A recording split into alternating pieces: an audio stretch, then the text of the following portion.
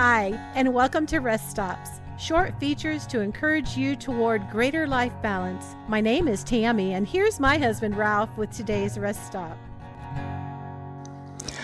One by one, men dressed in three-piece suits and women in designer dresses walked by and put an enormous amount of money in this strange-looking brass container at the local bank.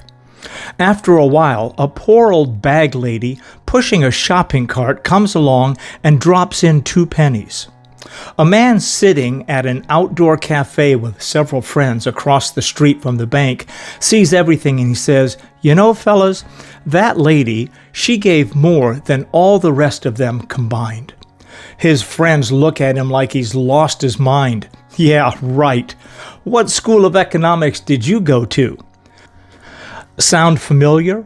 Then Jesus says, "They all put in money out of their abundance, but this woman out of her poverty gave everything she had."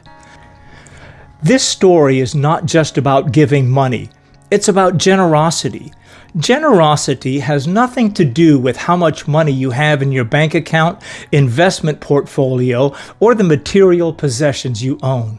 Generosity is a matter of the heart. Over the past few years, I'm really starting to learn and understand that one of the keys to life balance, joy, and satisfaction is generosity.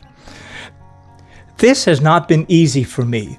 Over the years, our family at times has grappled with finances. Early in our marriage, I made some poor financial decisions. We often went from paycheck to paycheck. Many of our most intense arguments as a husband and wife, I'm ashamed to say, were about finances. And all those arguments were started by me, not my wife. We gave to our church and to other charitable organizations, but I would not at all describe myself as a generous person. My wife Tammy, on the other hand, has a very giving and generous heart. If it were up to her, as long as the bills got paid, she would gladly give away the rest. God has often used my wife to teach me valuable lessons and break me of my tight-fisted control over money and my stingy and selfish attitude.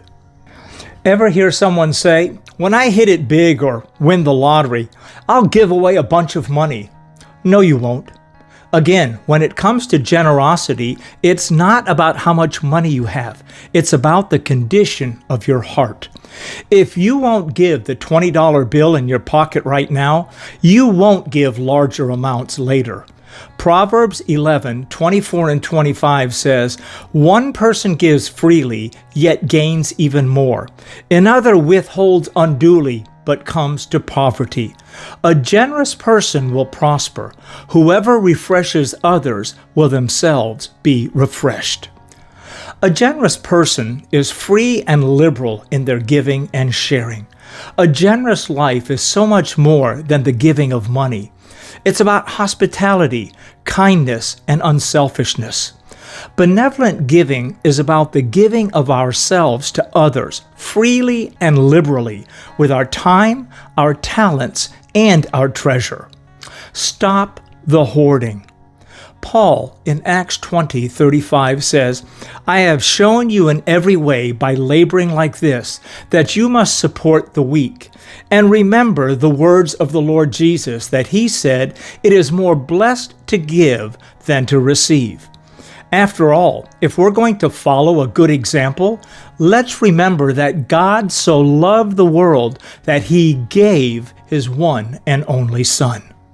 The Generosity Factor by Ken Blanchard and S. Truett Cathy is an extraordinarily powerful story about a life of generosity.